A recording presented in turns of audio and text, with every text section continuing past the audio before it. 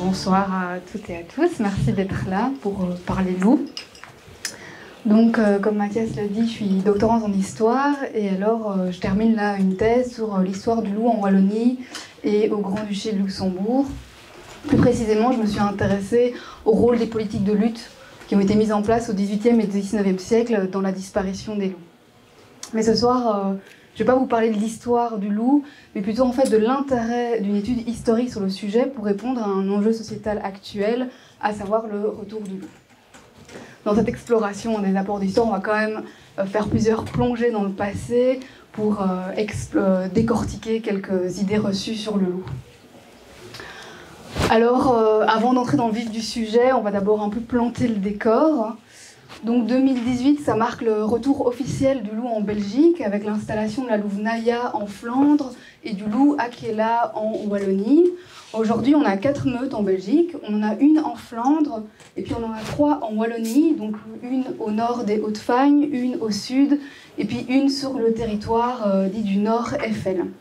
Alors ce nombre de meutes et surtout même leur répartition sur le territoire, elle va peut-être être amenée à évoluer pendant ces prochains mois suite à la mort du loup dominant de la meute flamande, Auguste, qui a eu lieu en juillet 2023, et puis à la mort de la louve dominante de la meute du nord des Hautes-Fagnes, Maxima, et ça c'était en mars 2024, dans les 2 cas dans des collisions avec des véhicules. Donc, voilà.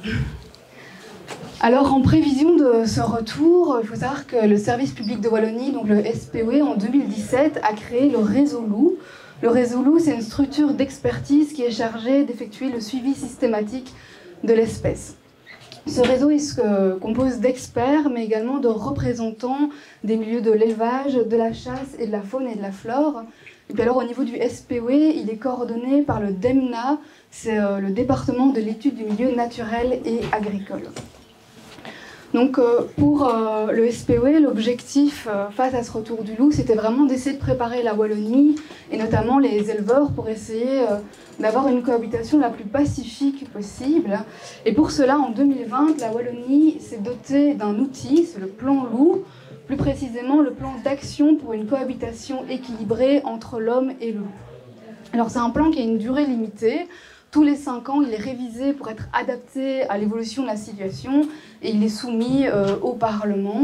Donc là, a priori, la prochaine échéance est toute proche, ça devrait être cette année. Donc le plan loup, actuellement, il a 4 axes d'action. Le premier, c'est le suivi de la présence et de l'installation des loups en Wallonie. On a la protection de l'espèce et la gestion des situations problématiques. La protection des troupeaux via des mesures de prévention et d'indemnisation appropriées. Et puis on a la sensibilisation des publics, plus précisément donc, des acteurs du monde rural et du grand public, donc c'est nous, quoi. Donc à côté de ces 2 outils, on a évidemment une mobilisation de la recherche scientifique pour essayer de mieux comprendre le loup, donc sa biologie, ses habitudes, pour essayer d'adapter aussi l'élevage à sa présence. Ce qui fait que parmi les disciplines mobilisées, on a toute une série ici des sciences de la vie, comme l'éthologie, la biologie, les sciences vétérinaires, les sciences de l'élevage, etc. En revanche, les sciences humaines, comme l'histoire, elles, étaient plutôt absentes. Or, une question se pose, est-ce que ces sciences ne pourraient pas, elles aussi, apporter des éléments de réponse? Donc cette question, je me la suis posée en 2018-2019, donc plus ou moins quand le loup revenait en Wallonie. Je me la suis posée en fait, notamment face à la situation en France. Plus précisément, 2 éléments m'ont interpellée à l'époque. Le premier, c'est ça. C'est chaque année voir toutes les tensions qui sont rapportées notamment par les médias sur les tensions entre les loups et leurs nuisances notamment, et les populations, en particulier les éleveurs. Et le second élément qui m'a interpellée, ça va être en fait le développement de projets de recherche pour développer, voire retrouver des solutions pour pouvoir cohabiter avec le loup. Donc face à ce constat, je me suis demandé si finalement l'histoire à son échelle ne pouvait pas aussi aider, apporter des réponses pour éviter de se retrouver avec une telle situation de tension et de conflit en Wallonie. Et puis aussi face à l'hypothèse qu'après plus d'1 siècle à vivre sans le loup, une perte de savoir a dû se produire, et donc finalement ne pourrions pas nous apprendre un peu de nos anciens, voir comment il cohabitait avec le loup et voir si on n'a pas des pistes de réflexion, voire de solutions. Donc c'est ce qui m'a amené à m'intéresser plus précisément donc, au rôle des politiques de lutte qui ont été mises en place au XVIIIe et XIXe siècle dans nos régions dans la disparition de l'espèce. Alors cette disparition, elle remonte aux années 20.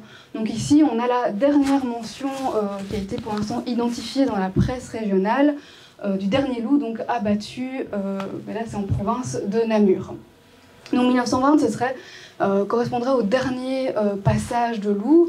Ce sont en fait des éléments des événements exceptionnels à l'époque, parce que la disparition des populations endémiques de loups est bien antérieure, on l'estime, aux années 1890. Alors à cette question de recherche principale se greffe toute une série de questions subsidiaires en lien que j'ai explorées, à savoir la présence passée des loups. Finalement, est-ce qu'il y avait beaucoup de loups dans nos régions? Où se trouvaient-ils? Dans quelle région vivaient-ils? Comment les loups étaient-ils perçus à l'époque? Comment se passait la cohabitation au quotidien? Étaient-ils dangereux, oui ou non, pour l'être humain? Donc, ce qui est intéressant de toutes ces questions, c'est qu'en fait, elles sont régulièrement posées dans tous les discours et débats publics suscités par le retour du loup dans nos régions. Alors, pour répondre à toutes ces questions, j'ai utilisé 4 types de sources historiques. La première, c'est la presse régionale des 19e et 20e siècles. On a vu l'article là sur la disparition du loup, qui m'a permis notamment de préciser cette date de disparition du loup en Belgique. On a ensuite la littérature scientifique et cinégétique, donc tous les traités de chasse des 18e et 19e siècles, qui là vont nous donner toute une série d'informations sur la biologie des loups des 18e et 19e siècles, et également pouvoir mesurer le niveau de connaissance des populations à l'époque sur le loup. On a des traces matérielles de loups, donc qu'est-ce que c'est? C'est tout simplement des restes de loups anciens. Donc ici on a une oreille ou des loups naturalisés qui sont présents dans des institutions culturelles ou également chez des particuliers. Et puis enfin, ça c'est vraiment le cœur de mon corpus de sources, ce sont les sources législatives et administratives qui ont été produites dans le cadre des politiques de lutte au XVIIIe et XIXe siècle.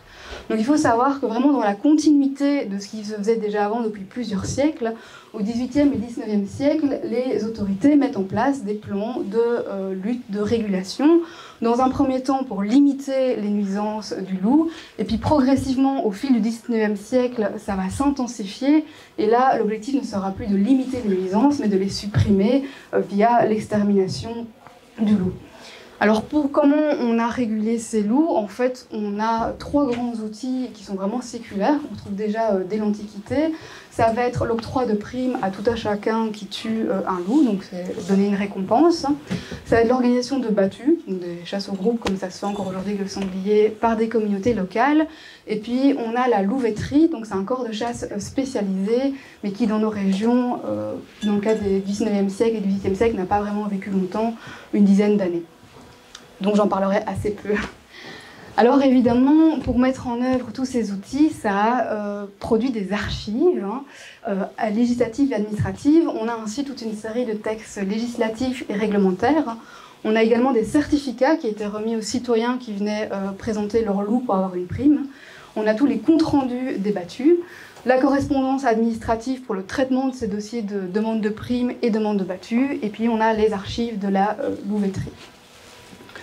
Donc ici, vous avez un exemple d'un certificat. Je vous ai quand même remis la transcription, pour que ça soit plus facile. Donc ça, c'est vraiment un peu le certificat parfait parce qu'il est assez complet. Des fois, c'est un peu plus succinct. Donc, vous allez pouvoir ici la richesse en fait de cette archive. Voici toutes les données qu'on peut en tirer et sur lesquelles je me suis appuyée pour la réalisation de ma thèse. Alors pour revenir à ce qui nous préoccupe ce soir, à savoir la cohabitation avec le loup, donc dans cette recherche d'une cohabitation équilibrée, pour reprendre les termes du plan loup, l'histoire elle peut contribuer de 4 façons différentes, c'est ce qu'on va voir maintenant. Alors un premier rapport de l'histoire, si ce n'est peut-être le premier rôle de l'histoire, ça va être de dépassionner le débat, porter un peu de hauteur, une prise de recul finalement pour mieux avancer. Donc il faut savoir que le loup, c'est vraiment un sujet sensible, même très sensible, au point de cristalliser beaucoup de tensions. On a même, qui vont même opposer deux camps. On a les pro-loups et les anti-loups. Alors comment l'histoire elle peut dépassionner le débat? Ça va se faire de deux manières. Tout d'abord en étudiant de manière critique l'histoire du loup et en recontextualisant les faits du passé, et puis en vérifiant et en confrontant grâce à cette analyse historique toute une série d'idées reçues. C'est ce qu'on va faire ici à plusieurs reprises dans la conférence. Et on va en commencer par un exemple assez connu, c'est la question de la dangerosité du loup. Donc est-ce que le loup est dangereux pour l'être humain? Donc ça, c'est vraiment une question, la dangerosité du loup, qui s'inscrit vraiment dans le registre de l'émotion, et c'est surtout un argument qu'on retrouve vraiment régulièrement dans les discours en faveur ou en défaveur du loup. Donc typiquement dans les discours en faveur du loup, on va avoir l'idée que le loup, donc j'ai dit en défaveur, en faveur. Dans le cas des discours en faveur, premier cas, on va avoir l'idée que le loup n'est pas dangereux pour l'être humain, et les cas d'attaque dans le passé relèvent en fait de la rage. Et puis là, à l'opposé, dans le cas des discours en défaveur, là on va plutôt avoir l'idée évidemment que le loup est dangereux pour l'être humain, qu'il y a un risque régulier d'attaque sur tout un chacun, des attaques dues à des accidents, mais également à de la prédation sur l'homme. Alors la question c'est évidemment entre ces deux positions où se trouve la réalité historique que nous apprennent les archives. En fait, ce que nous apprend l'analyse des témoignages historiques, c'est que contrairement au discours de certains défenseurs du loup, oui, les attaques sur l'être humain constituent bien une réalité historique, et elles n'étaient pas seulement le fait de loups enragés. Donc on avait vraiment eu des cas de loups sains qui ont attaqué des êtres humains. Mais en revanche, contrairement au discours de certains opposants au loup, ces attaques n'étaient pas systématiques ni fréquentes. Donc si on prend le cas de la Wallonie, plus précisément des provinces de Namur, Liège et du Luxembourg belge, plus le Grand-Duché de Luxembourg, entre 1797 et 1830, on a 5 attaques qui sont clairement identifiées dans les sources administratives. Alors, si on prend la typologie qui a été établie par Jean-Marc Morisseau, donc c'est un historien français qui a beaucoup étudié la question des attaques, un des précurseurs, il identifie 5 types d'attaques. On a les attaques fortuites, donc ça c'est vraiment des accidents exceptionnels. On a ensuite les réactions de défense, donc typiquement c'est une rencontre avec le loup, il se sent menacé, ou quand on va rechercher une proie au loup, donc typiquement le cas du berger qui va rechercher un mouton qui s'est fait capturer par un loup. Donc là, généralement, ça cause des blessures non mortelles. On a les cas de nécrophagie, donc ça concerne les cadavres sans sépulture. Ça arrive régulièrement dans les périodes de famine ou de guerre, où on n'a pas la possibilité d'enterrer, ou alors un homicide, pour l'anecdote plus croustillante, là. Et puis, alors, on a des cas d'attaque anthropophage, donc on a vraiment là une volonté de prédater un être humain. Là, à nouveau, il y a différents cas d'attaque anthropophage. Ça peut être une erreur, tout simplement une confusion, ou alors une capture occasionnelle face à un manque de proie, voire, dans certains cas, une spécialisation alimentaire. Donc là, c'est typiquement le cas de la bête du Gévaudan, où on a des loups pour qui l'être humain est sa proie principale. Et puis enfin, on a les attaques de rage. Donc si on regarde ces typologies et nos 5 attaques, nous, on a affaire à une réaction, une qui est une attaque et une réaction de défense, mais qui en réalité visait le chien qui accompagnait le garde forestier qui se baladait en forêt. On a une attaque anthropophage qui se passe en 1802 sur un garde dans la forteresse de Luxembourg. Le garde s'en est sorti. Et puis on a 3 attaques de rage. Donc ici, ce témoignage nous montre bien que le risque zéro n'existait pas. Alors certes, ces 5 attaques, il y en a certainement eu d'autres à côté. Il y a eu d'autres attaques certainement, dont on n'a pas conservé la trace, parce qu'elle n'est pas parvenue à nous, parce que les archives ont été détruites, ou alors parce qu'elles se trouvent dans d'autres types de sources. Les principales sources, en fait, pour étudier les attaques sur l'être humain, ce sont les registres paroissiaux, que moi j'ai pas eu le temps d'étudier, et c'est pas le sujet, enfin, pour ça. Mais donc, on aurait ici, ces 5 attaques seraient plutôt la surface de l'iceberg. Alors évidemment, il y a la question de la partie immergée de iceberg? Est-ce qu'on a affaire en dessous à des centaines ou des milliers d'attaques?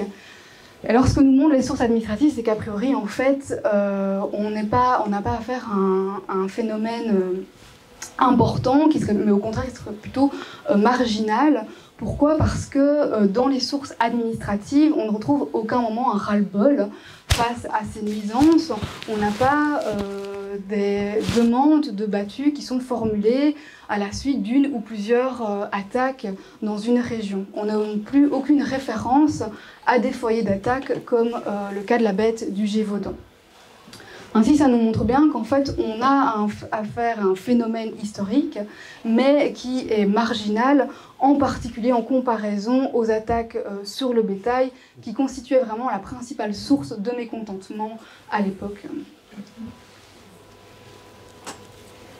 Alors, un second apport de l'histoire, qui est directement en lien avec le premier, c'est la sensibilisation et la vulgarisation du grand public.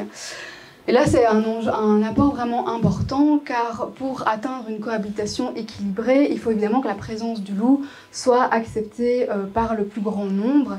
Et ça nécessite de sensibiliser le grand public à la question du loup, donc ses habitudes, son comportement, mais également tous les enjeux liés à sa présence. Puis de manière générale, en fait, accepter un nouvel élément de notre vie, que ce soit un nouveau phénomène ou un nouvel individu, humain ou animal, ça va passer par une meilleure compréhension de cet élément. Donc, qui est-il, comment vit-il, quelles sont ses habitudes, mais aussi quelles sont son histoire. D'ailleurs, dans les échanges avec le grand public, il y a énormément de questions qui concernent l'histoire du loup. Donc, on a déjà parlé un peu, combien il y en avait eu, comment ça se passait à l'époque, est-ce qu'ils étaient dangereux pour l'être humain, etc. Et ça, cet apport de l'histoire, c'est vraiment un élément qui a beaucoup intéressé le DEMNA quand on a discuté de mon projet de recherche, parce que si vous vous souvenez des actions du plan loup, la sensibilisation est vraiment un des grands axes du plan loup. Ça les a d'autant plus intéressés que ce point, là, la sensibilisation du grand public, en fait, c'est un point qu'ils savaient qu'ils n'arriveraient pas à mettre en œuvre entièrement par manque de temps et de moyens humains. Ils n'ont tout simplement pas d'historiens dans leur service et l'engagement d'un historien n'était pas prévu dans le budget. Et donc, c'est pour cette raison qu'ils ont surtout concentré leur travail sur la sensibilisation du public cible, à savoir les acteurs du monde rural et puis les personnes vivant dans les zones de présence permanente, donc là où on a des meutes, donc c'est les familles en gros.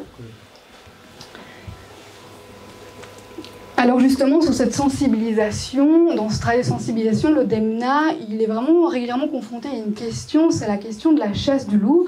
Il est confronté même de deux façons dans leur travail. Le premier, c'est dans leurs échanges avec le grand public, où là, on a la question de finalement, pourquoi accepter la présence du loup alors que nos ancêtres l'ont exterminé, et s'ils l'ont fait, c'est peut-être pas pour rien.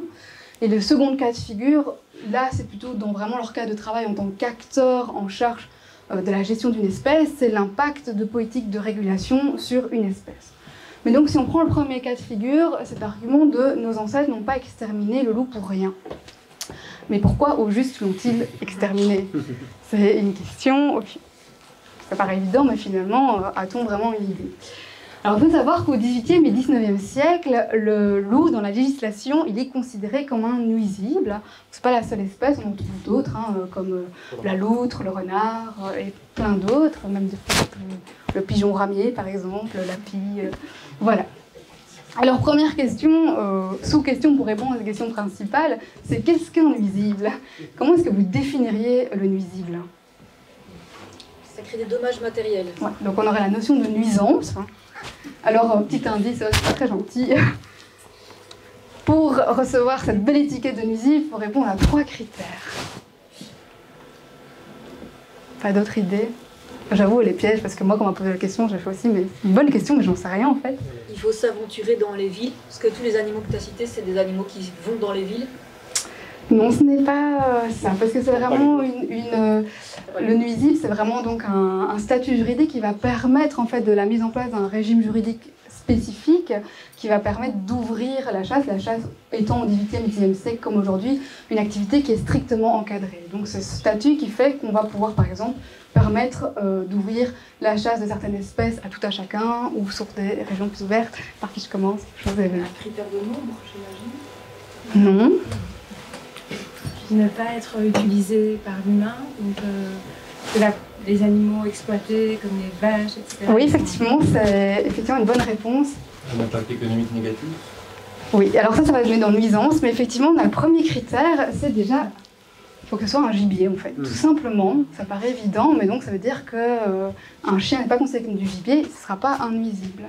Le deuxième élément, ce sont les nuisances. Donc dans le cas du loup, effectivement, on a 3 grandes nuisances. Première qui est un peu secondaire, c'est qu'il n'est pas considéré comme utile pour l'être humain. Donc sa fourrure, elle a peu de valeur par rapport à d'autres et sa chair, elle n'est pas consommée. Donc là, c'est pas intéressant. Et le deuxième élément, on a une concurrence économique avec ses prédations sur le bétail et évidemment le risque de danger pour l'être humain. Et puis un troisième facteur, et ça c'est vraiment... qui vont gagner des millions? Est-ce que vous auriez une idée? Alors, un petit indice, si on prend le loup, le sanglier et les cervidés, ils ont un point commun, c'est de générer des nuisances. Donc, sanglier, cervidés, ça crée beaucoup de nuisances pour l'agriculture, sur les forêts, donc c'est un frein économique pour l'agriculture ou l'exploitation forestière. Ils ont un point commun, les nuisances, et pourtant, il n'y a que le loup qui est considéré comme un nuisible. Parce que le loup n'a pas de prédateur? Non, parce que la loutre a un prédateur, elle est nuisible. Ils font peur. Ils mangent l'être humain. Ils peuvent manger. La loutre ne mange pas encore d'être humain. La nuisance régulière? Non, parce que ça, c'est...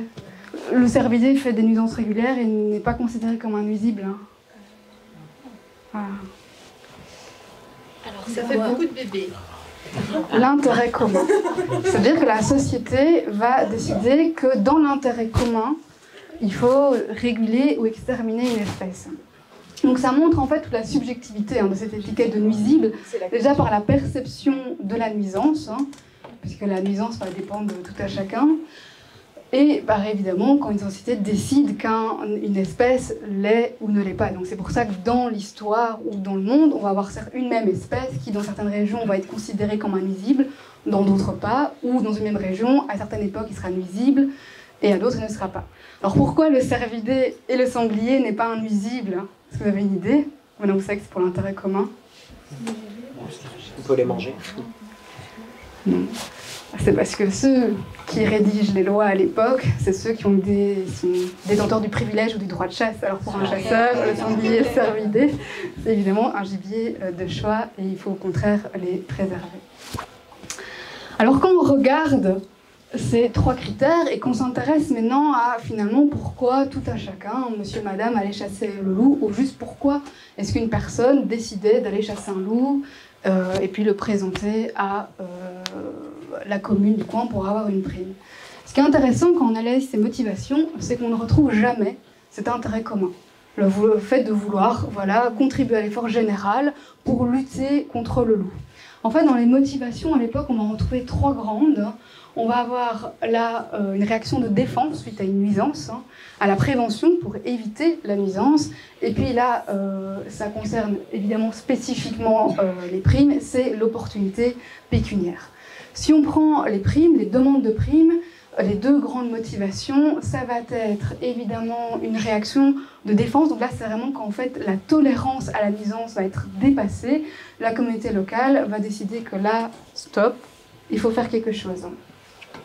Et puis on a la prévention, donc là c'était typiquement à l'approche de l'hiver où on va avoir souvent un rapprochement des loups des zones d'activité ou de vie humaine pour pallier la raréfaction des proies naturelles. Et donc là on va avoir des demandes de battues pour un peu anticiper. Et puis dans le cas des primes, là vraiment la grosse motivation c'est l'argent. Mais ils sont quand même pas si vénales que ça à l'époque, c'est plutôt l'opportunité d'une prime. C'est-à-dire qu'on n'a pas de chasseurs qui partaient le dimanche matin en se disant « Allez, je vais aller me faire un peu d'argent, on va chasser le loup ». En fait, quasiment à chaque fois, ça se fait au détour d'une rencontre, juste on saisit cette opportunité d'avoir d'une prime. Mais donc on ne retrouve pas la volonté à l'échelle individuelle de vraiment lutter contre le loup dans l'objectif de ne plus en avoir, ce qui soutient l'hypothèse développée et soutenue par pas mal d'historiens du loup, notamment français, c'est que finalement le risque de nuisance, à l'époque c'était quelque chose qui était intégré au niveau individuel, mais rejeté collectivement. Ce qui fait que d'un autre côté, on n'a pas cet effort de cette... le fait de soi-même aller décider de participer à l'effort collectif, mais par contre, on n'a jamais eu cette remise en cause du processus d'extinction, d'extermination du loup. Donc le deuxième élément, c'est la question de la chasse du loup à laquelle est confronté le DEMNA, et de manière générale, les acteurs en charge de la gestion d'une espèce, c'est évidemment l'impact de politiques de régulation sur une espèce. Alors aujourd'hui, on présente encore très souvent la disparition du loup comme étant causée principalement, voire uniquement par la chasse, et plus spécifiquement par l'intensification de cette chasse au XIXe siècle. Donc pour rappel, cette disparition, elle se déroule vraiment dans les années 1920, mais avec une disparition des populations endémiques de loup qui est antérieure entre les années 1870 et 1890. Comment on le sait? C'est parce qu'en fait, à partir de 1875, on n'a plus de capture de louveteaux dans les sources administratives, qui indiquent en fait qu'on a des populations qui ne sont déjà plus aptes à se reproduire, à se renouveler. Donc voilà, pour le comprendre, le loup, c'est une espérance de vie d'environ une dizaine d'années à l'état sauvage. Alors cette disparition, elle s'est faite progressivement du nord vers le sud de la Belgique et de l'ouest vers l'est. Ainsi, au début du XVIIIe siècle, on n'a déjà plus de loups en Flandre occidentale. Parce qu'on a vraiment jusque-là des loups présents dans tout l'espace belge. On a même des traces de capture de loups dans des dunes maritimes et des dunes intérieures. Pour montrer à quel point le loup est une espèce qui a vraiment une grande capacité d'adaptation. Alors cet élément, il est quand même interpellant. Ça signifierait finalement, si on a une disparition qui est antérieure à l'intensification des plans de lutte, c'est-à-dire qu'on n'a pas besoin peut-être d'une intensification de la chasse pour réussir à obtenir une disparition du loup. On aurait affaire à peut-être d'autres facteurs. Donc finalement, la meilleure solution pour s'en assurer, c'est de se demander est-ce que ces politiques de lutte étaient vraiment si efficaces que ça? Bon, la réponse est plutôt mitigée. Alors donc, comme je vous l'ai dit au tout début, on a trois grands outils. On a les primes, les battues, la louveterie. La louveterie, je ne vais pas trop en parler parce que c'est vraiment juste 10 années au XVIIIe, XIXe siècle, donc elle n'a pas eu un grand impact. Mais si on prend les battues, donc la plupart du temps, la battue, elle n'a pas trop de résultats, ou alors on a deux loups, mais bon, c'est beaucoup de moyens pour peu de résultats, car son principal défaut, il y en a beaucoup, mais le principal, à l'époque, c'est la procédure administrative. Donc la battue, c'était, on ne pouvait pas décider comme ça au niveau local du village, décider d'organiser une battue, parce qu'on a eu plusieurs attaques sur les troupeaux. Il fallait demander aux autorités provinciales la possibilité de pouvoir en faire une, c'était strictement encadré.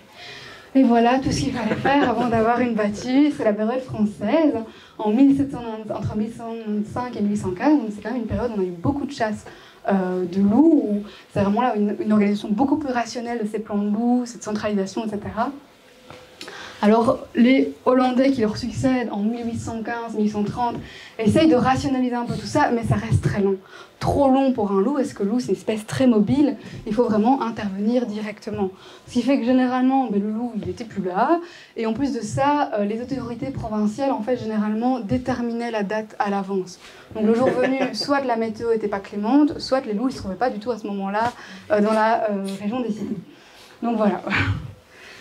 Alors, les primes, elles ont été quand même plus efficaces. Hein. C'est vraiment à elles qu'on doit la majorité des chasses de loups.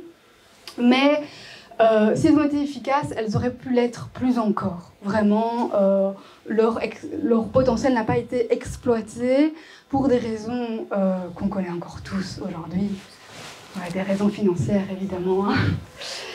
En fait, on avait des primes. Ça, c'était les primes qui étaient offertes entre le milieu du XVIIIe siècle et le milieu du XIXe siècle. Donc c'est traduit en nombre de jours de travail pour un ouvrier. Donc ça peut paraître intéressant, hein, si on regarde là, on a quand même plus d'1 mois de travail pour un loup. On peut se dire c'est sympa, on tue un loup et puis on a 1 mois de congé. Même à la fin, ici, bon, la Belgique n'a pas trop révisé, elle n'a pas indexé les montants des primes, ce qui fait que ça a pas mal diminué. Ça a pu changer depuis plus de 40 ans, mais on a quand même quasiment, pour une louve, 1 semaine de travail si on arrive à en capturer une. Alors comme ça paraît très alléchant. Dans la pratique, c'était pas si alléchant que ça, parce qu'en fait, la récompense était en grande partie absorbée par les trajets. Car la prime ne venait pas jusqu'à vous, il fallait aller la chercher au chef-lieu de la province ou aux représentants, mais ça représentait déjà des trajets de plusieurs dizaines de kilomètres, donc ça représente minimum 1 demi-journée de travail. Pour ceux qui étaient au fin fond du Luxembourg, ça représentait parfois plus d'1 journée de marche, donc ça veut dire qu'il fallait bloquer 1 journée, voire plus. Quand c'est comme ça, réserver l'hôtel, manger, et à l'époque, on n'a évidemment pas de congés payés, donc finalement, on a une prime... Voilà, et puis quand les travaux des champs, ça n'attend pas. Donc c'était pas si efficace que ça. Donc alors, ça n'a pas complètement été efficace. La chasse est bien un des facteurs qui a causé la disparition du loup, mais ce n'est pas l'unique ni le principal loup. Sa principale action, ça a été en fait d'accélérer cette disparition. Mais ça signifie qu'on aurait d'autres facteurs qui ont contribué à la disparition du loup, notamment donc, dans cette région, par exemple de Flandre occidentale. On n'a pas eu besoin vraiment de mettre en place par l'État un effort de lutte pour avoir cette disparition. Est-ce que vous avez une idée des autres facteurs qui auraient pu menacer le loup? L'urbanisation? Oui. Même La fragmentation de l'habitat de manière générale. oui, donc plutôt l'habitat, l'aménagement du territoire, on va dire, pour être très global. Hein. Est-ce qu'il y a eu une maladie? Non. La chasse De ses proies. Oui, presque une bonne réponse. Enfin, elle s'inclut. Le trafic Au 19e siècle. Bah. Non, on était toujours sur le cheval, et la charrette. On y était toujours. Ok, en fait, il y en a plusieurs. Vous avez cité le premier. C'est qu'au 19e siècle, on a en fait 2 phénomènes qui se passent. C'est qu'on a une hausse démographique et un développement économique des États. Donc cette conséquence d'avoir une population qui grandit et un développement des activités économiques, c'est qu'on va avoir une diminution effectivement de la surface des espaces incultes et sauvages, et en parallèle une augmentation de la présence humaine dans les milieux naturels restants.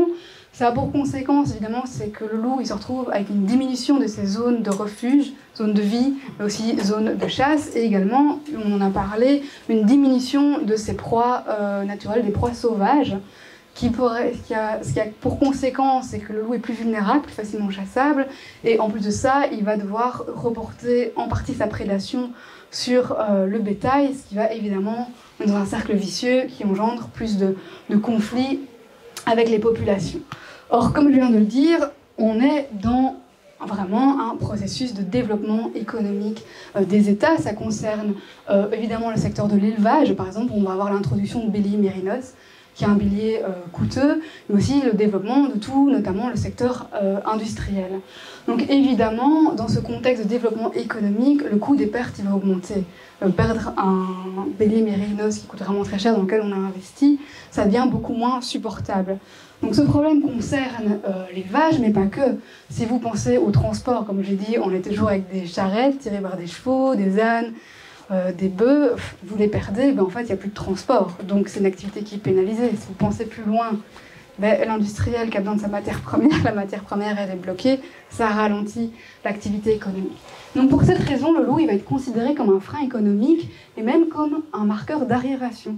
C'est-à-dire qu'à l'époque, on va considérer qu'un pays qui se libère du loup est un État moderne.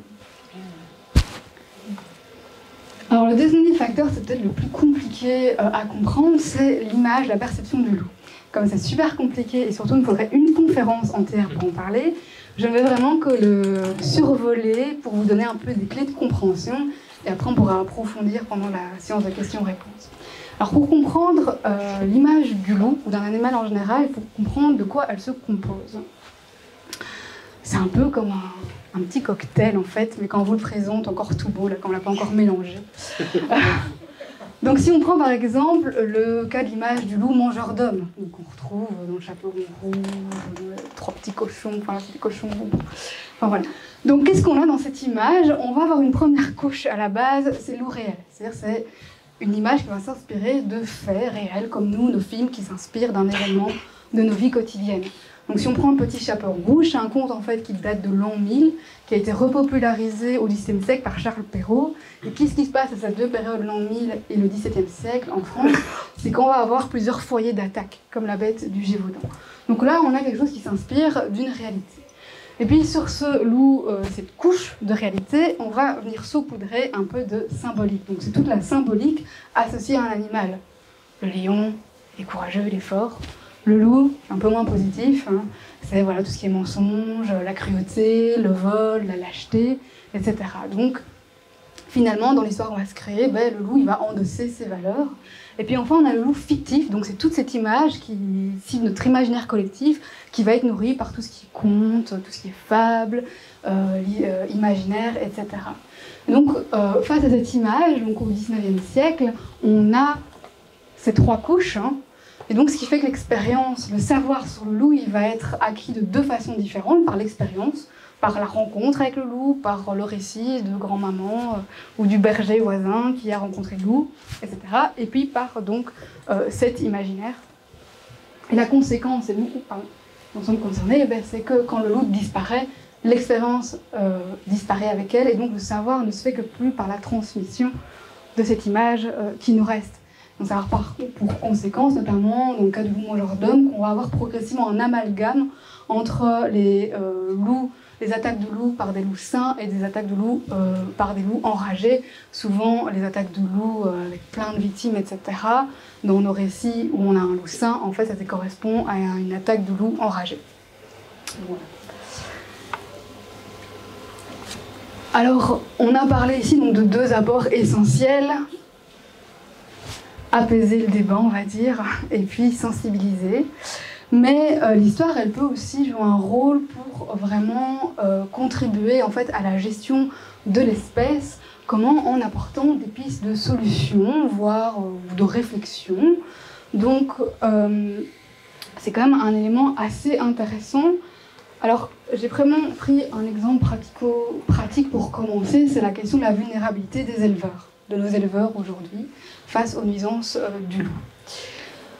Alors en histoire, pour un peu étudier cette question de la relation de la cohabitation entre l'homme et le loup, un outil d'analyse qu'on utilise et qu'on retrouve notamment dans l'étude des risques et des catastrophes naturelles, c'est une notion de vulnérabilité et de résilience, on entend quand même souvent parler. Donc l'idée, en fait, c'est, si on prend le cas des éleveurs, c'est plus un éleveur sera résilient, donc capable de se remettre, on va dire, des nuisances, de les absorber, moins il sera vulnérable et plus il sera tolérant à la nuisance. Donc ça, c'est une question très intéressante pour mieux comprendre la relation entre l'homme et le loup à l'époque. Alors malheureusement, l'étudier ne nous permet pas aujourd'hui d'apporter une solution toute faite à nos éleveurs en disant, voilà, pour être plus résilient, il faut que tu fasses comme ça, comme ça, comme ça, parce qu'évidemment, la situation est complètement différente entre celle d'aujourd'hui et celle du XIXe siècle. Néanmoins, cette démarche donc, de réfléchir sur la vulnérabilité des éleveurs, ça souligne une piste d'action, à savoir agir sur la vulnérabilité des éleveurs face au loup. Alors je suis d'accord, quand je le dis comme ça paraît enfoncer une porte mais grande ouverte là. Pourtant, quand on regarde un peu ce qu'il fait, finalement c'est une question qui est en fait assez peu abordée dans le domaine de la recherche, mais aussi même dans le domaine public. On a assez peu de projets politiques qui ont vraiment pour objectif de renforcer les éleveurs sur le plan financier, en tout cas de permettre d'avoir un modèle qui leur permette d'absorber les coûts nouveaux amenés par le retour du loup. Ces coûts, c'est évidemment géré par les pertes d'animaux, mais aussi c'est tous les coûts causés par évidemment l'installation de moyens de protection. Donc c'est clôture, chiens de protection, leur entretien, etc. Et si on prend par exemple le cas du plan loup, on a des mesures qui visent surtout la protection des troupeaux, et puis a priori pour compenser, mais on n'a pas dedans même une ouverture à vraiment une réflexion sur finalement le modèle de l'élevage, sur comment faire pour que ces éleveurs puissent cohabiter avec le loup et finalement être en mesure d'avoir les épaules suffisamment solides pour pouvoir accepter et supporter ce risque. Donc voilà pour une piste de réflexion qui peut être mise en lumière par l'histoire. Alors de manière plus générale, l'analyse historique, elle nous montre bien que le problème des nuisances et de la tension, des tensions autour du loup, c'est vraiment un problème multifactoriel, mais qui donc nécessite d'apporter une réponse multidimensionnelle à l'échelle de la société, vraiment d'adopter une démarche systémique, ce qu'on a tendance à quand même, pour l'instant, on peut le faire. Donc voilà, donc ça c'est vraiment des pistes de réflexion finalement pour nos acteurs politiques et toutes les administrations ou associations derrière. Ce qui nous amène au dernier rapport de l'histoire. L'histoire, en fait, elle peut aussi jouer un rôle dans la construction des savoirs sur le loup, donc sur sa biologie, sur son éthologie, au même titre que les deux disciplines que je viens de citer, la biologie et l'éthologie. Et ça, c'est assez fondamental comme apport, parce que seule une bonne connaissance de l'espèce permet de pouvoir mettre en place une gestion durable. Or, aujourd'hui, contrairement à ce qu'on pourrait penser, c'est qu'en fait, le loup reste une espèce assez méconnue pour deux raisons. C'est que l'éthologie, c'est vraiment une discipline assez jeune. Elle se forme à partir des années 1920 en tant que telle. Et puis, évidemment, le retour du loup en Europe occidentale et surtout en Belgique, il est encore beaucoup plus. Ce qui fait que la plupart des études, pour l'instant, sur le loup, elles portent sur des territoires complètement différents de ceux de la Belgique, dans lesquels les loups ont développé des comportements différents. Donc c'est par exemple les États-Unis, l'Europe de l'Est, ou les zones montagneuses d'Italie et de France. Et donc là, il y a vraiment un besoin de données que l'histoire peut en partie combler. Alors, un exemple de données, ça concerne la présence du loup, plus précisément la présence passée. Parce que ça, c'est une question qui intéresse beaucoup, mais qui est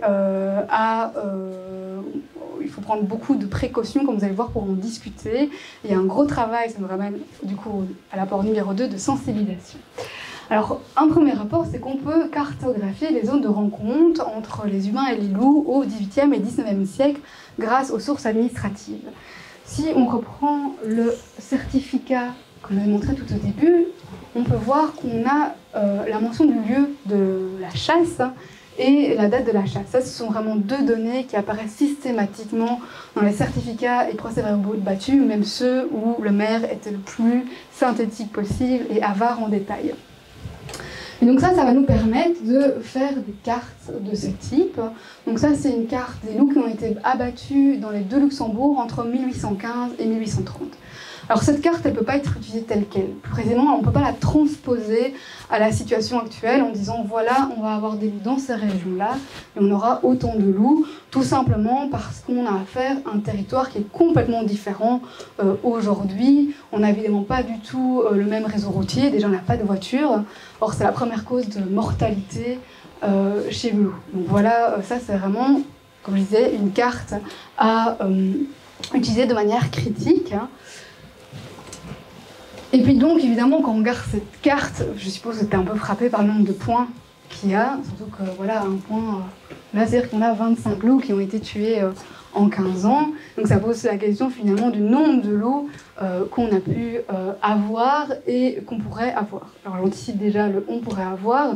C'est comme pour les cartes, il est impossible de dire où on aurait des loups en Belgique et combien on en aurait. Parce qu'on a affaire à un territoire complètement différent, on ne peut être que dans l'ordre de l'hypothétique et seul l'avenir nous permettra de nous dire si les hypothèses sont correctes ou pas.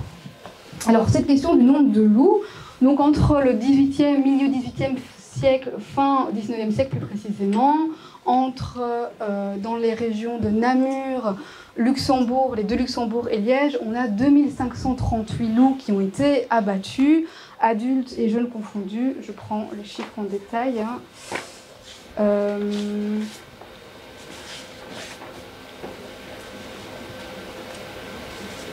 C'est ça. Parmi ces 2538 loups, on a 1387 adultes et 817 jeunes, donc 817 louveteaux qui ont été abattus via donc, ce mécanisme de prime et de battu. Alors la question c'est, ce chiffre, vous en faites quoi vous le prenez comme ça ou vous êtes un peu méfiant? C'est que ceux qui sont rapportés. Ouais, donc on a une prudence critique ici. Effectivement, on a 3 problèmes critiques avec ce chiffre. Donc, demain, pas d'article Sud Presse en disant qu'il y avait 2500. Premier problème critique, on l'a dit, c'est évidemment un minimum de loups tués. Il y a tous ceux dont la trace n'a pas été consignée, parce que flemme de la porter à la mairie et d'en avoir une prime, surtout puisqu'on était payé, ou parce que les archives ont été détruites. Donc j'ai pas cité le Hainaut dans mon étude, parce qu'en fait, toutes les archives quasiment ont été détruites pendant la Seconde Guerre mondiale. Pour vous donner une meilleure idée, voici la répartition des données par période et par territoire. Donc on voit que pour les périodes françaises et hollandaises, on a beaucoup de données, en particulier pour les 2 Luxembourg. Et c'est pas uniquement parce qu'on avait plus de loups dans ces régions ou à ces périodes, c'est aussi parce qu'on a une très bonne conservation des sources. Ancien régime très compliqué, et alors le deuxième moitié du XIXe siècle, là, j'ai perdu beaucoup de cheveux, pour les trouver. Donc voilà, alors second problème, c'est que c'est un nombre minimum tout court, parce qu'à côté de ces loups tués, il y a évidemment tous ceux qui ont été manqués, et tous ceux qui n'ont jamais croisé la route d'un être humain. Et c'est un minimum, ce nombre, mais ça peut être aussi un maximum. Je suis gentille, je ne vais pas vous faire deviner. C'est parce qu'en fait, dans ce nombre, on a à la fois les loups installés, des loups dispersants. Je suppose que je fais un petit point d'explication sur les loups dispersants. Donc en fait, un loup installé, c'est un loup qui a son territoire, qui a sa meute. Donc c'est Akela, Feu, Maxima, je ne connais pas les noms des autres, dans nos régions. Et puis les loups dispersants, ce sont des loups à la recherche d'un territoire, qui ne sont en fait que de passage, donc ça peut être vraiment de l'ordre de quelques heures, quelques jours, quelques semaines, maximum quelques mois, qui sont assez furtifs. Et évidemment, face à un loup, c'est impossible de déterminer si c'est un loup installé ou un loup de passage. Le seul moyen, c'est de faire un suivi génétique. Je ne vais pas vous expliquer qu'au XIXe siècle, ce n'est pas possible.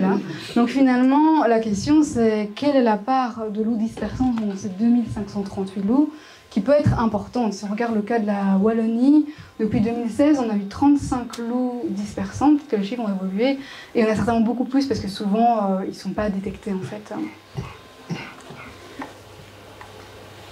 Donc finalement, 2538 loups, c'est un indicateur de présence plus qu'un nombre défini.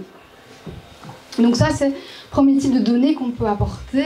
Mais l'histoire, elle va permettre aussi de répondre aux questions des éthologues, où là, donc, comme je disais, il y a un besoin de données pour avoir une idée de ce que ça pourrait être, mais aussi pour pouvoir comparer, en fait, à la situation actuelle, notamment voir si la disparition de l'espèce a eu un impact sur son évolution, ou voir aussi si on avait des situations différentes. Par exemple, une demande qui m'a été faite, c'est de faire une étude morphologique des loups naturalisés pour comparer avec les loups, celles des loups d'aujourd'hui. Et la question derrière, est-ce qu'on avait des loups qui étaient de la taille du petit poney, ou est-ce qu'on avait l'éléphant? Et alors, parce qu'évidemment, la relation alors n'est pas du tout la même avec l'animal.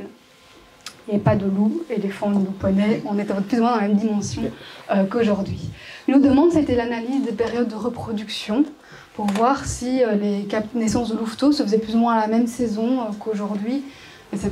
Et puis enfin, le dernier projet, on pourra en reparler dans les questions de réponse, ça parle, ce sont des analyses paléogénétiques, donc c'est les traces de loup matériel que je vous ai montré, où en fait on les a fait analyser, faire donc des analyses d'ADN anciens pour déterminer le profil génétique des populations de loups qui ont vécu aujourd'hui, à l'époque, et comparer avec celles d'aujourd'hui, et voir notamment d'où venaient ces loups qui se sont installés en Wallonie. Donc voilà, j'arrive à la conclusion.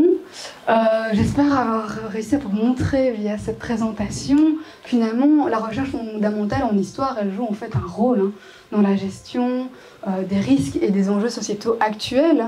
Donc son rôle, ça va être de sensibiliser, d'apporter de la hauteur au débat, mais pas que. On a aussi une contribution via l'ouverture de pistes de réflexion, voire de solutions dans des domaines finalement qui sont souvent considéré comme réservé aux sciences de la vie. Hein. Le cas du loup en est un bel exemple, mais je pourrais encore en citer d'autres. Merci pour votre attention.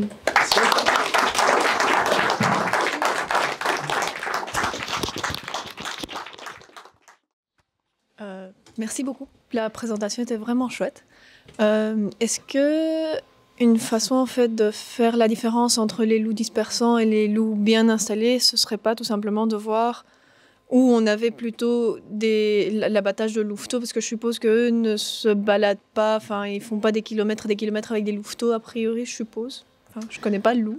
Ouais, c'est effectivement une des bonnes, je ne l'ai pas montré ici, mais c'est effectivement une des solutions utilisées pour plutôt, alors un loup, mais c'est vraiment un risque et péril pour effectivement traverser un territoire près des louveteaux, mais s'il surveille, c'est vraiment qu'il a beaucoup de chance.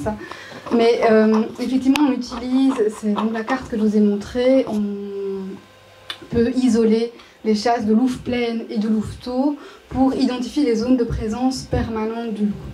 Mais alors ça permet pas, dans le cas d'un loup adulte, si je prends par exemple un loup, de déterminer si ce loup ailleurs était un loup installé mais son territoire s'étendait jusque-là, parce qu'un territoire des loups ça peut aller de 100 km² à 400 selon le territoire, la taille de la densité de proies sauvages, etc.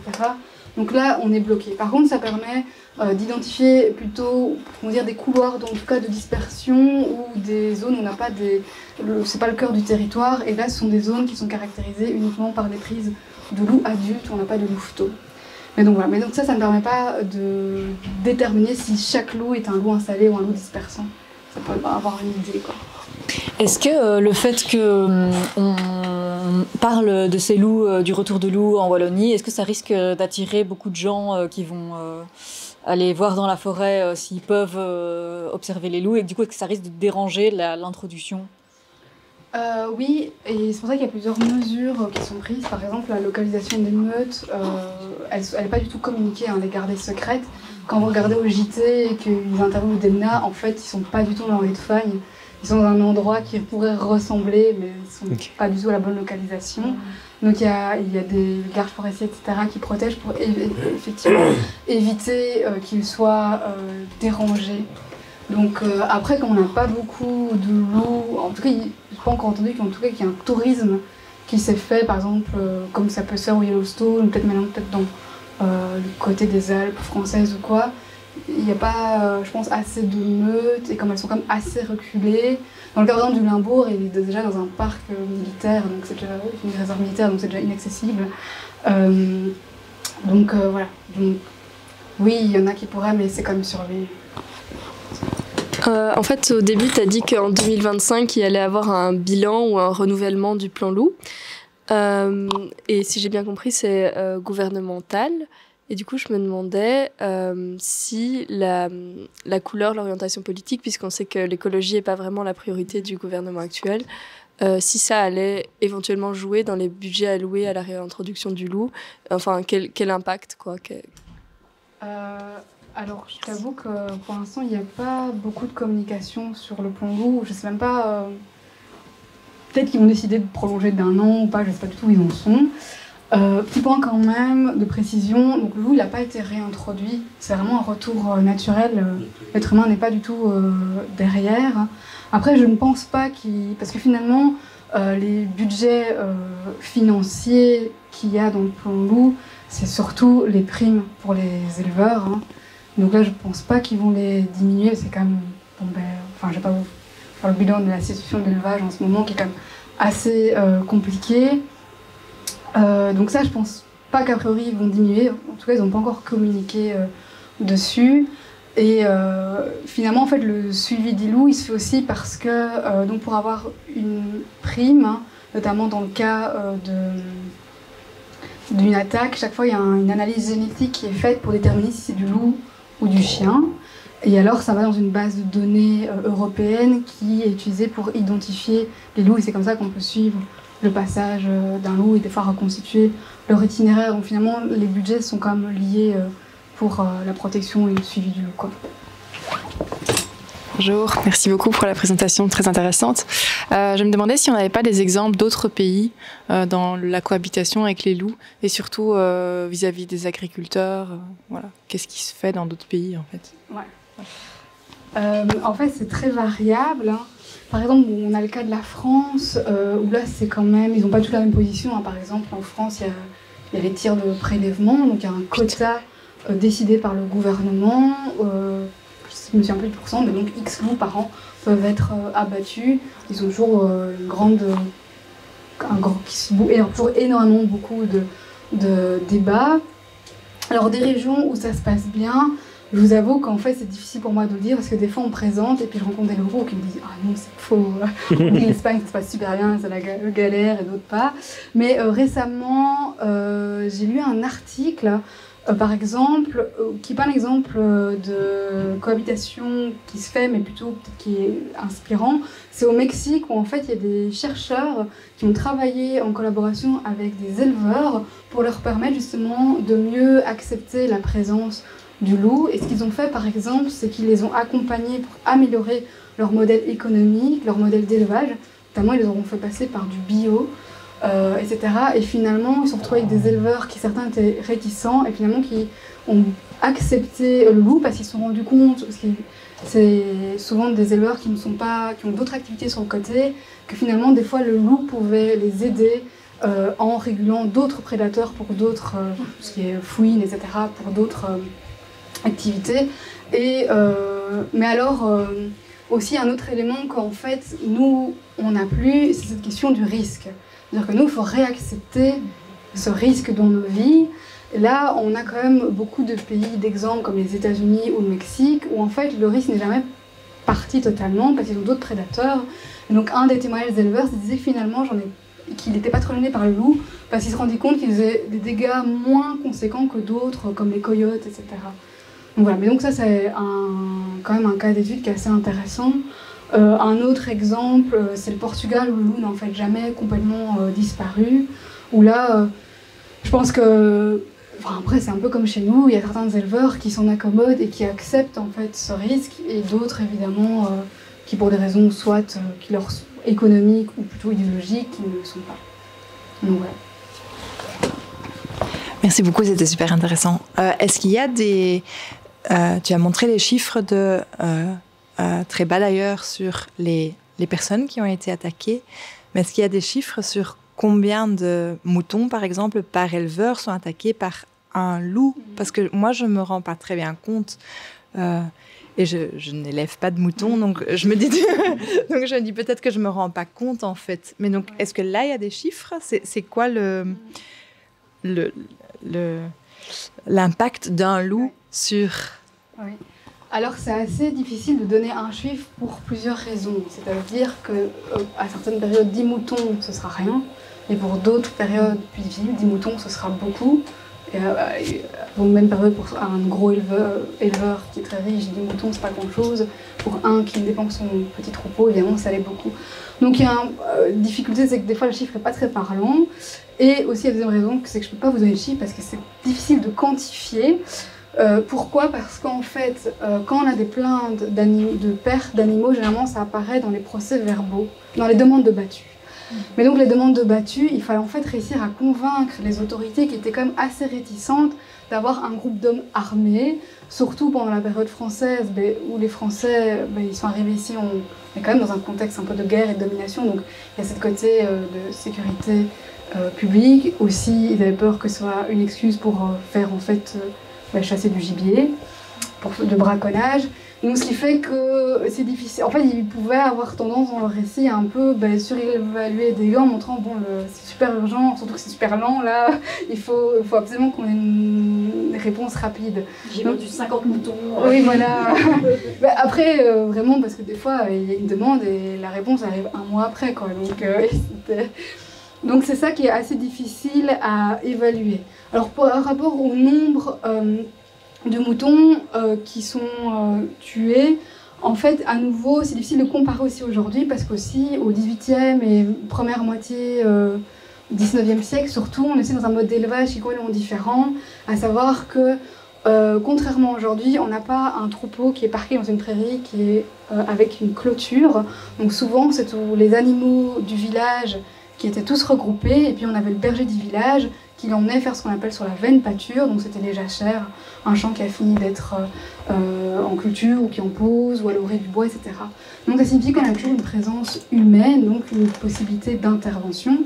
Donc souvent ce qui se passait, c'est qu'on avait une brebis, peut-être 2 brebis, ou bon, ça dépend. Dans le cas des brebis, quand c'est une vache, c'était 15, c'est un peu plus conséquent, ou un cochon qui pouvait être pris. Donc ça paraît pas beaucoup, mais évidemment, si par exemple au XVIIIe siècle, on est quand même dans une économie de subsistance, donc ça veut dire c'est le mouton de la famille, perd son mouton, c'était évidemment catastrophique, plus que sur un gros troupeau.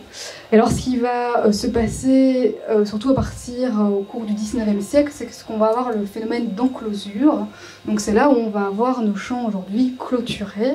Et ça, c'est une question qui serait intéressante lors de prochaines études, c'est de voir si ça a eu un impact justement sur le risque de nuisance.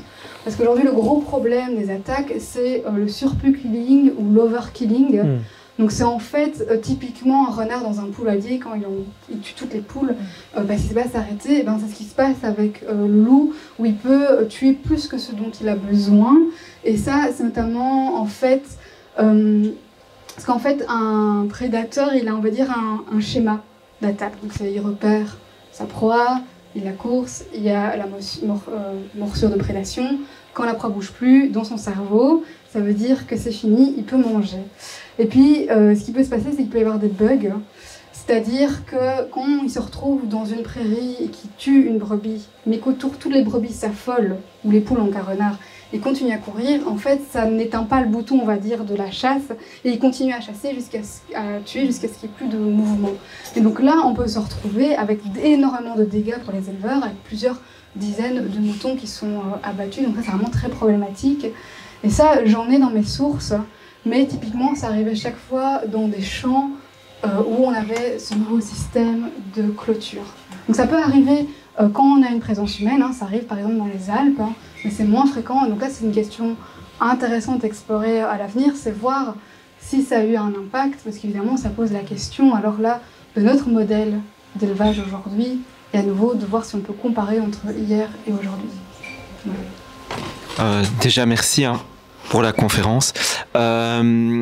J'avais une question, mais pour revenir au bug dont vous parliez, j'avais vu un reportage qui disait qu'il y avait une différence entre les loups purs et les loups qui avaient connu un croisement, une hybridation avec des canidés. Ça veut dire que les loups qui étaient hybrides auraient plus tendance à avoir ce bug, justement, de tuer en série le bétail. Est-ce que c'est une légende ou est-ce que c'est... Non, effectivement, il y a des études qui interrogent beaucoup cette question de l'hybridité. Alors évidemment, je pense qu'il n'y a pas encore... c'est seulement en cours, donc on n'a pas encore les réponses définitives, entre guillemets. Et cette question, elle est beaucoup posée, notamment en Italie, en fait. Donc on a toujours des populations... loups n'a jamais disparu. Et il y a beaucoup de cas d'hybridation avec des chiens de protection, etc. Au point qu'il y a une question là de menace sur l'espèce du loup, parce qu'à force d'hybridation, on ne pourrait plus avoir de loup entre guillemets pur. Mais effectivement, il y a beaucoup d'études qui sont, quelques études qui sont faites et qui posent cette question au niveau sur le comportement, au niveau de la prédation sur le bétail ou même sur le risque pour l'être humain. Mais alors là, on n'a pas encore de certitude, quoi. Mais c'est effectivement quelque chose qui est étudié et qui pose question aussi dans le cas de l'histoire du loup, parce qu'à l'époque, on avait aussi beaucoup de chiens dans les campagnes, donc une série de divagants, donc il y avait potentiellement des hybrides. Et d'ailleurs, il y a quelques projets d'analyse paléogénétique qui ont été faits, notamment sur des loups en Sicile et en France, etc. On avait quelques cas de loups donc empaillés dans qui appartiennent à des musées, où finalement on a retrouvé pas mal de gènes de chiens dedans. Donc ce qui supposerait qu'on ait affaire à des hybrides. Donc là évidemment ça pose des questions sur leur comportement. Mais voilà. Merci pour ta présentation. Et je voudrais que tu nous reparles un peu de ton cocktail en 3 couches là. Alors, si j'ai bien compris, enfin, il y a cette espèce de représentation sociale du loup qui est un peu déconnectée de la réalité parce qu'il n'y a plus de loup réel. Et je voulais savoir si dans les pays où il y a encore des loups, cette représentation sociale est différente et et aussi sur quel est-ce qu'au niveau historique, tu vois, les régions où les loups commencent à disparaître, est-ce que tu vois au cours du temps un changement de cette évolution de la représentation sociale du loup? Alors j'avoue, je pourrais faire pas une réponse complète parce que je suis pas spécialiste de l'image du loup. Mais oui, il y a des évolutions, mais à nouveau qui vont pas être uniquement liées en fait à la présence du loup. C'est parce qu'on a un pays avec beaucoup de loups qu'on aura forcément une bonne perception du loup. En fait, ça va dépendre de plein de facteurs, on va dire, de la culture d'un pays. Du pays, mais aussi par exemple des activités économiques. Donc ça peut même s'observer au sein d'un même pays. Donc si on prend l'exemple de la France, je pense que c'est dans le Verdon, il y a des études qui ont été faites et qui se sont rendues compte que par exemple dans une région assez restreinte, on avait donc des villages voisins, une communauté qui était plutôt, dont l'économie était reposée beaucoup sur l'élevage et une autre proche qui était là reposée plutôt sur l'exploitation forestière. Et au niveau des demandes de battues, on avait beaucoup plus de demandes de battues de la part des communautés avec de l'élevage que des communautés d'exploitation forestière, alors qu'ils étaient confrontés au même nombre de loups, tout simplement parce qu'évidemment l'impact des nuisances n'était pas du tout ressenti de la même façon. Donc là, ça va énormément dépendre de ce facteur-là.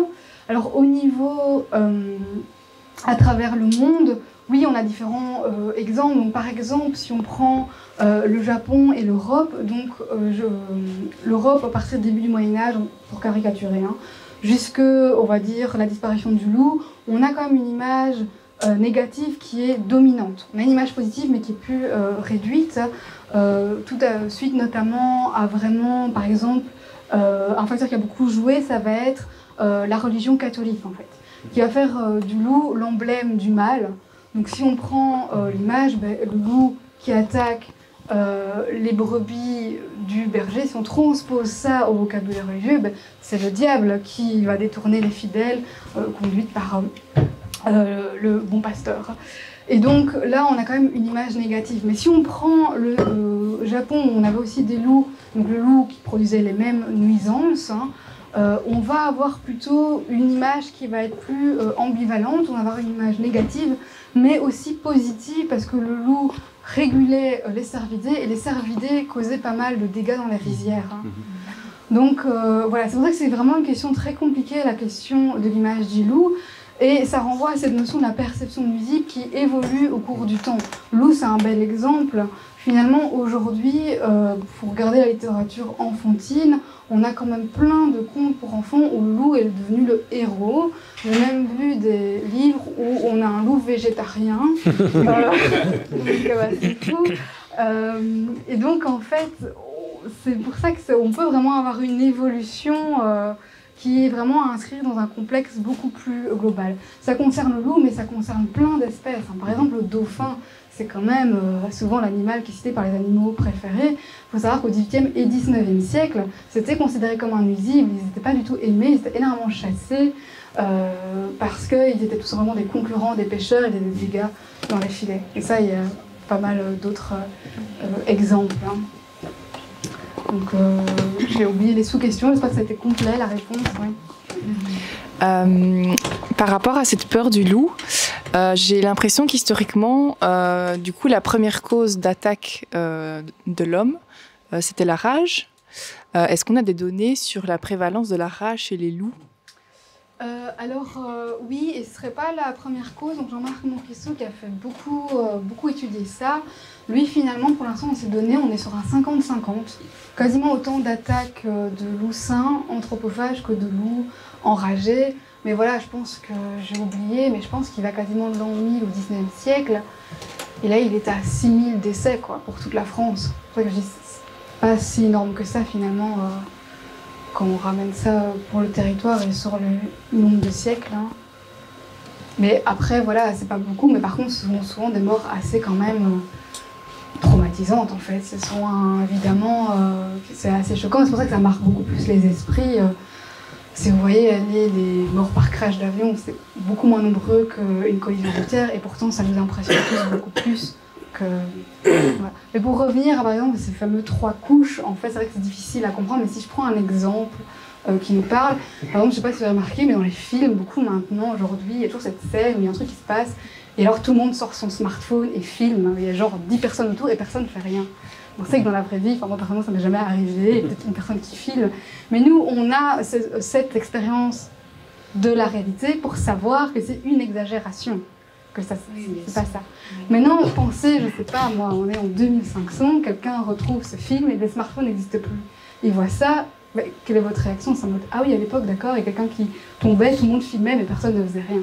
Donc en fait c'est ça qui se passe, c'est que quand on a ce loup réel qui part, on n'a plus en fait finalement les clés d'interprétation du loup symbolique et du loup imaginaire.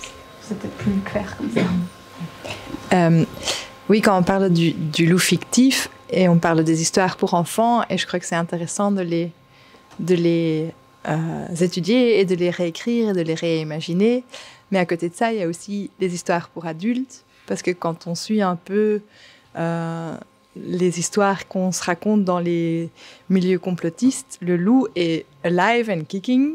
Enfin, c'est vraiment, tout le monde s'inquiète de la grande épidémie des loups qui ont été placés. Hein, donc c'est bien de rappeler que même ça, c'est pas du tout le cas, et que les loups font partie d'un agenda. Enfin, je crois pas que je vais expliquer ici ce qu'on raconte, mais donc là, je vois quand même qu'il y a un nouveau narratif qui s'installe sur les loups qui vont, par exemple, attaquer les chats et les chiens des gens à la maison. Donc, c'est plus les moutons, mais c'est, attention, ça vient plus près et c'est plus dangereux et ça pourrait vous arriver à vous. Et si c'est le chien cette fois, j'ai vu une photo hier, je sais même pas si c'est une photo vraie, hein, j'ai pas vérifié, mais donc une photo avec un loup qui a soi-disant un chien dans la bouche, ah voilà, c'est ça qui va se passer, et la prochaine fois, ce sera nos enfants.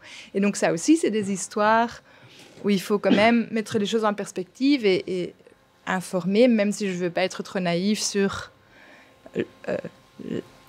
si on peut vraiment informer les gens qui sont vraiment dans leur histoire complotiste à elles, mais voilà, il y a des histoires qui se racontent et qui apparemment sont quand même très très partagé dans certains milieux, et je trouve que c'est quand même problématique. Et donc, pour rebondir sur la question sur les élections et comment est-ce que notre gouvernement va se positionner par rapport à ça, je pense que à côté du fait que notre gouvernement, pour le moment, n'a pas l'air d'être très écologiste, il est très populiste, et je crains que là, il va y avoir un gros problème. Donc voilà, Alors pour revenir sur la question des chiens, là, en fait, c'est possible. Désolée. Oui, j'imagine. Oui, mais j'imagine. Mais il y a plein de chiens qui mordent des enfants aussi. On ne va pas enlever tous les chiens. Enfin, je veux dire. Sur le plutôt côté historique, effectivement, on a quelques cas d'attaque de loups sur des chiens. Ça va être plutôt des chiens divagants ou quoi, mais souvent c'est vraiment exceptionnel, où ce sont... par exemple, souvent ça se passait en hiver, mais on a des hivers beaucoup moins rigoureux aujourd'hui. Enfin, on n'a plus du tout des températures comme ça pouvait se faire à l'époque, où le loup finalement était amené à venir chercher des proies de substitution, et donc ça pouvait être le bétail, ça pouvait être des animaux de basse-cour, ça pouvait être parfois des chiens. Donc voilà, le risque zéro n'existe pas, c'est ça qu'il faut emporter, mais c'est marginal, et peut-être que ça ne se produira jamais ici, parce qu'on n'a évidemment pas du tout la même quantité de loups, on n'a pas non plus les mêmes températures, on n'a pas non plus le même... Par exemple, il faut savoir que, contrairement à ce qu'on pourrait penser, aujourd'hui, dans l'histoire forestière, la forêt est à son plus haut niveau en Belgique. Au XVIIIe, XIXe siècle, c'était un grand siècle de déforestation. Au point qu'en 1850, c'est le gouvernement belge qui a dit là, il y a un problème. C'est comme ça, par exemple, qu'on a plein de sapins en Ardennes, où il y a vraiment des efforts qui sont mis. Mais donc, on n'était pas du tout dans des paysages avec la même richesse en termes de forêt et de proies sauvages. Donc, on était quand même dans des contextes très différents. Oui, ça pourrait arriver. Alors, le cas des enfants, à nouveau, c'est assez spécifique. Moi, je pourrais jamais dire oui, ça n'arrivera jamais parce que le risque zéro, il n'existe pas. mais c'est quand même exceptionnel. Et généralement, quand on regarde en fait les cas d'attaque à l'époque sur des enfants, la plupart du temps, les cas de figure, c'est que c'est en fait des enfants qui étaient des bergers. Et donc là, il pouvait y avoir une méprise entre le mouton et l'enfant qui était plus frêle. Et c'était aussi beaucoup plus petit les gens à l'époque. Hein. Et donc, voilà. Voilà, ici, pour l'instant, les loups en Belgique sont quand même assez loin. On ne sait pas si on a des habitations dans le cas des failles, mais oui, c'est vrai qu'il y a un gros travail de sensibilisation, de vulgarisation, d'esprit critique pour le cas du loup et sur plein de sujets dans la vie quotidienne. Et là, je vous avoue, comment faire, je ne sais pas. Enfin, il y aurait un investissement à faire financier, mais qui va le faire, cet investissement, ce travail. Mais c'est peut-être intéressant de faire un petit infographie comme ça, le nombre d'enfants qui sont morts à cause d'une voiture, à cause d'un chien, à cause de connards, à cause de... Hein, et voilà. Et alors le loup. Ah bon. Et après, alors comme souligner que donc, le DEMNA travaille énormément sur la communication. Enfin, c'est vraiment un des enseignements de la France, c'est la transparence. Donc si vous allez sur le site du Réseau Loup, vous avez vraiment accès à toutes les données. Il y a quand même beaucoup de travail dans toutes ces questions. Ils expliquent la rage, il n'y a plus de problème, il y a beaucoup de sensibilisation et de nuances au discours. Donc par exemple, le cas des attaques sur le bétail, si vous allez ce soir là, vous pourrez trouver une carte avec tous les cas d'attaque. Et alors pour chaque cas d'attaque, vous pouvez aller voir dans votre région, je pense qu'à Bruxelles il n'y en a pas, mais si c'était du chien, si c'était du loup, si ça n'a pas été identifié, si les analyses sont en cours, etc. Donc ça, il y a quand même un travail de transparence. Après, comment sont utilisées ces informations mais bon, pour ça, généralement, si vous regardez quand même les interviews des gens du DEMNA, ils sont toujours très nuancés, etc. Donc il y a quand même un travail, mais... Là, je pense que c'est une question beaucoup plus sociétale et globale. Mais pour rebondir là-dessus, je me demande à quel point il y a une influence de l'image, parce que des gens qui sont tués par des ours, ça pour le coup, il y en a, enfin tout le monde sait qu'il y en a. Et quand quelqu'un est tué par un ours, on dit mais il est con, pourquoi il est allé affronter... Enfin voilà, on dit jamais « Ah, c'est un problème qu'il y ait des ours ». Enfin voilà, les ours sont pas vus comme méchants, ils sont vus pas comme malhonnêtes, ils sont vus comme juste un animal. Il faut pas s'approcher quand on en voit, quoi. Les éleveurs, c'est mal vu en France. En fait, ça dépend des régions. Il n'y a pas la même symbolique. Pour le loup, on va jamais dire « Mais quel con, pourquoi il a essayé d'aller en forêt, dans le fin fond de la forêt ?» Évidemment qu'il allait... Enfin, il y a pas le... Enfin, on peut aussi se dire que quand on va dans le fin fond de la forêt, on sait qu'on va croiser des animaux dangereux, on sait qu'on doit être sur ses gardes et tout ça. De la même façon que quand on va dans la mer, on sait qu'il y a peut-être des requins et donc on est sur ses gardes, machin. Enfin voilà, il y a une question qui est la même que pour d'autres animaux quand même, non ?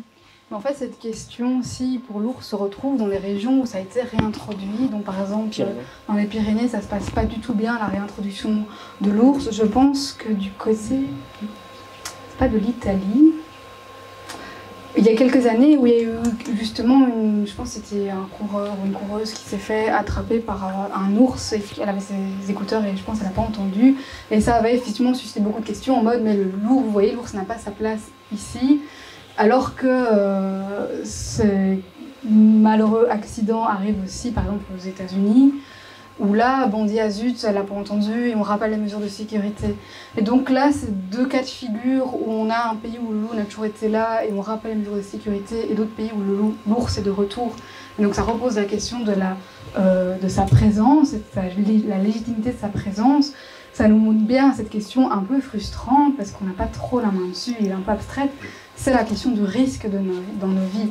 Donc en fait, on a affaire à des régions où on a ce confort d'avoir vécu son risque et qu'il faut réapprendre ça.